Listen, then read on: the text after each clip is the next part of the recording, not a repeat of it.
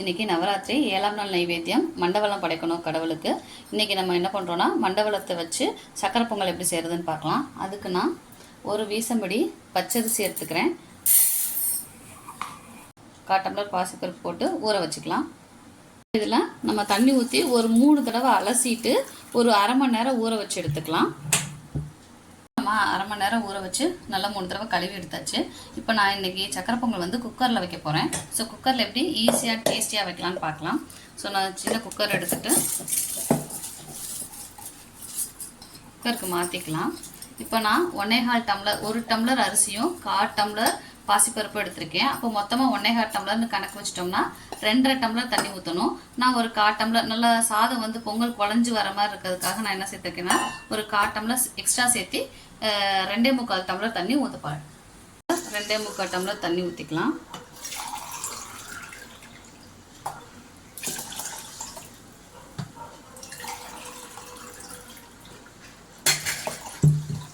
இப்போ இதை நம்ம 3 விசில் விட்டு எடுத்துக்கலாம்.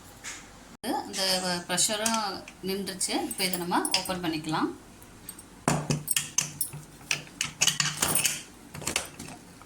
இப்போ நல்லா கொலன்னு நல்லா குழஞ்சி வந்திருக்கு சாதம்.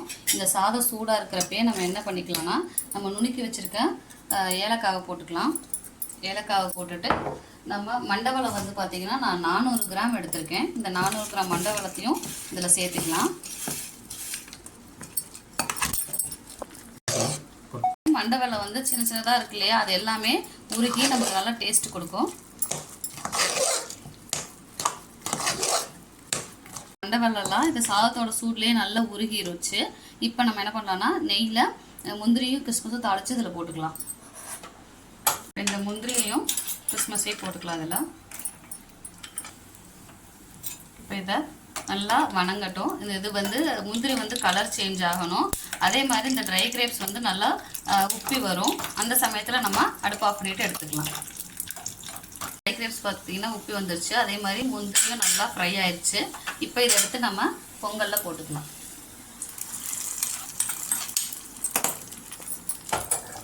நெய்யும் முந்திரியெல்லாம் எல்லாத்தோடையும் கலக்கிற மாதிரி நல்லா மிக்ஸ் பண்ணி விட்டுக்கலாம். பார்த்திங்கன்னா நம்ம போட்ட மண்டவில் எதுவுமே கட்டியாக இருக்காது. ஏன்னா அந்த சூட்லேயே நமக்கு என்ன ஆயிரும்னா நல்லா கரைஞ்சிரும்.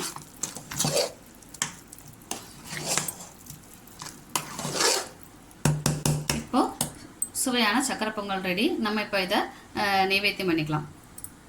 நெய்வேத்தியம் பண்ணிவிட்டு நம்ம பிரசாதம் எல்லாத்துக்கும் கொடுத்துக்கலாம்.